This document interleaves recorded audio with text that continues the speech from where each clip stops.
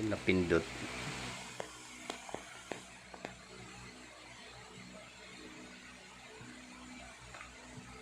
Yan po sa mga namumuhag ng panilan.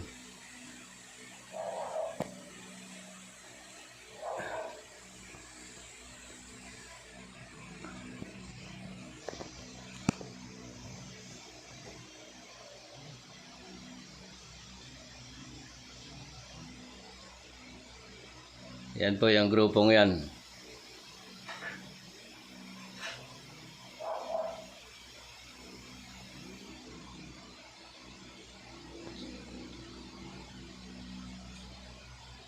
Sila po yung mga matatawag ko na expert sa pamumuhag ng pulot, pukyutan, panilan.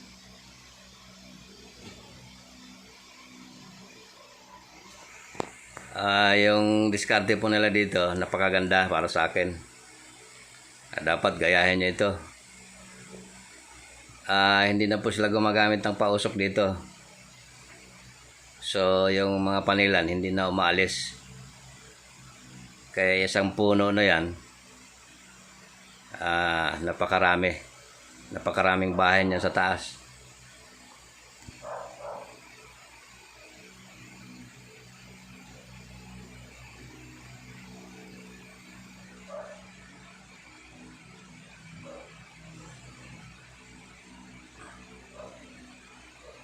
At yung puno na yan, nilagyan po nila ng mga hagdan yan na mga pako. Ayan, kaya tuloy-tuloy lang yung akyat. Oh. Kung magawa natin dito sa atin yan, sa Luzon, maganda.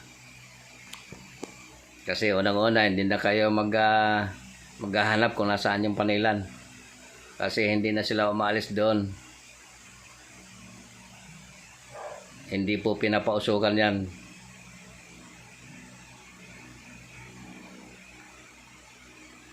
Naka-complete gear sila.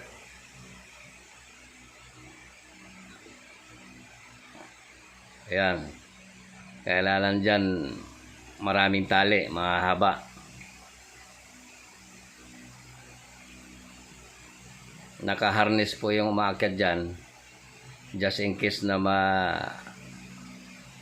mahulog. Hindi magtuloy-tuloy sa baba. Ayan o. Napakamarami pong bahay dyan sa isang puno lang na yan. Kasi alam nyo kung bakit. Kasi hindi pinausukan.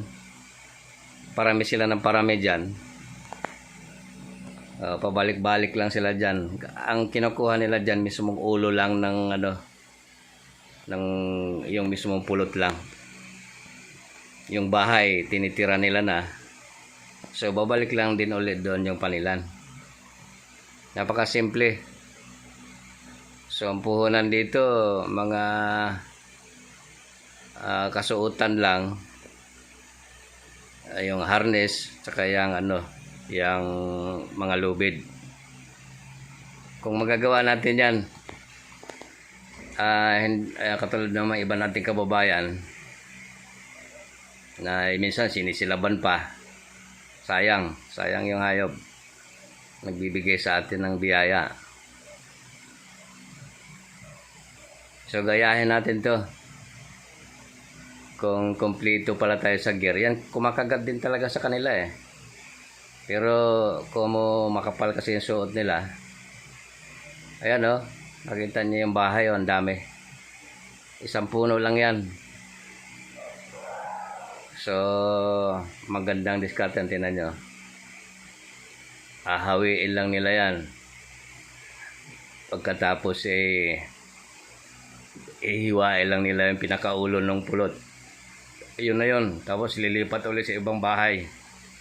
Ayan o.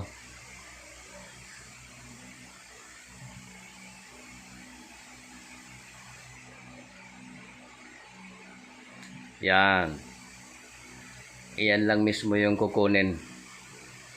Tapos lilipat na ulit sa ibang bahay. So magaling. Ayan. So yan lang. Alisin lang nila yan. Yun. So, hayaan na yung yung nandiyan sa kabila na walang bahay na yan yung kabila eh.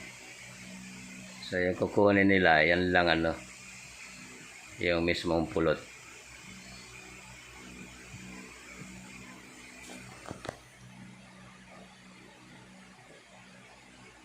So, sinagaan natin na sinaga ako na videohan ito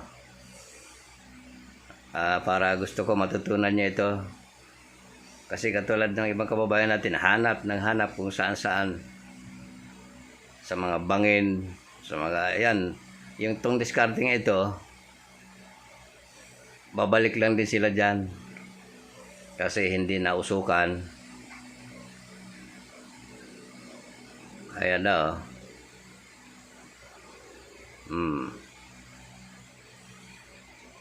tapos pagka nakuha yan, yung buong ulo na yan, dilipat na yan doon sa ibang bahay. So, hindi aalis yung panilan dyan.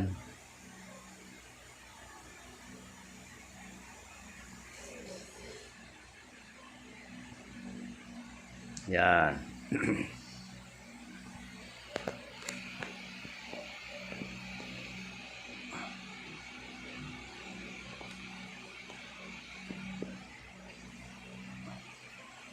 Ganun dapat yung bang lagi tayong namumuhag, hindi tayo nag-isip ng improvement doon sa ginagawa natin. Ito po yung yung gusto kong gawin natin. Sa mga namumuhag dyan ng panilan, dapat ganito. Paghandaan nyo siyempre ng gamit, lubid, timba, saka yung kasuotan na makapal. Ayan tinan nyo. Kasi mataas na puno ito, pero isang akyatan lang, ang dami nilang maaani dyan.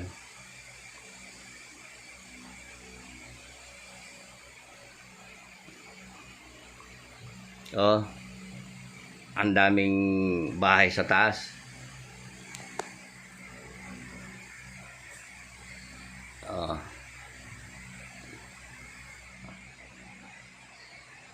Dalawa yung gumagana na container dyan, nalagayan.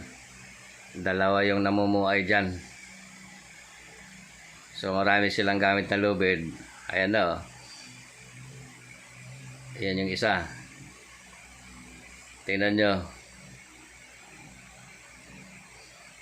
Hahawiin lang yung portion ng ulo na yan. Yan lang yung gagalawin.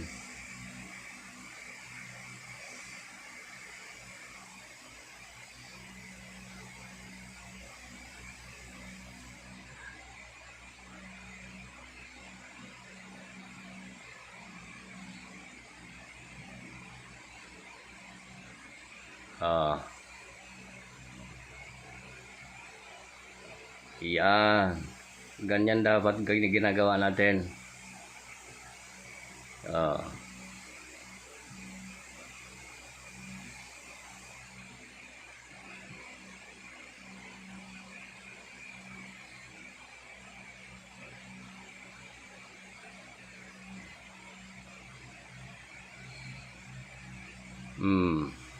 So, tatabas lang dyan. Ayan. Tapos hindi nagagalawin yung natitira. So, yan na mismo. Ayan na yung timba. Sabit. Hiwa.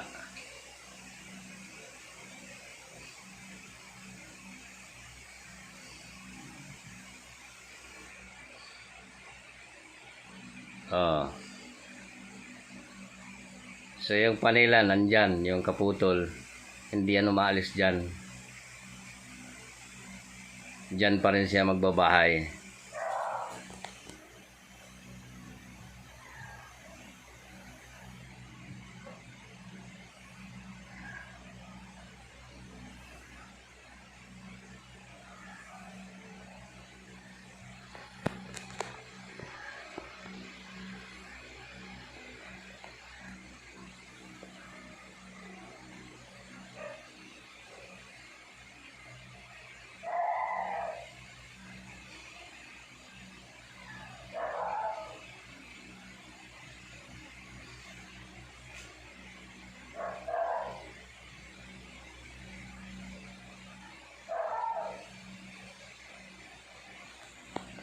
Yung suot po niyang, yung umaakyat na yan, may suot yan na makapal na medyas. Tapos yung pantalon makapal din. May mga tali para hindi mapasukan. Tapos nakagwantes na makapal.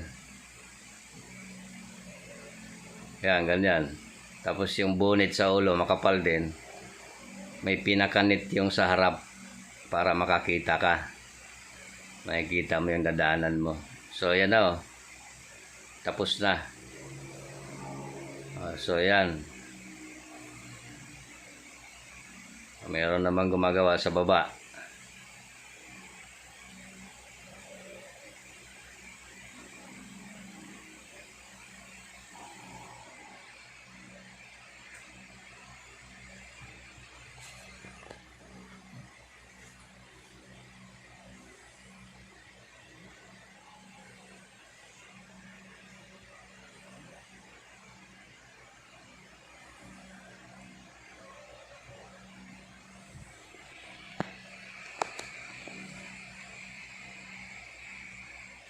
So yung team nila, 6 yung mga yan. Dalawa yung nasa taas, yung namumuhay, yung kumakarit doon sa pulod.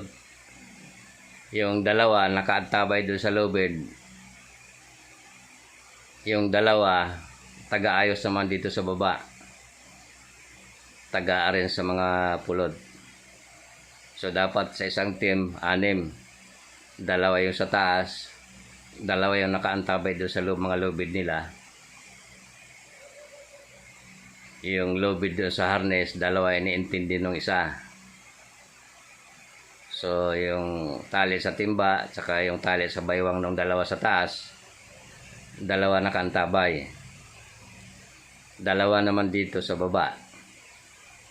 Yung isa nag-a-arrange ng pulod, yung isa taga-tanggap doon sa baba.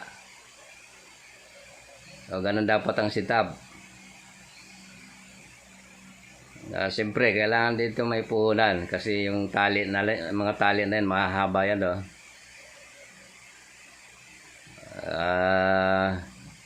Yan, oh, tingnan nyo yung bahay sa taas, oh, ang dami.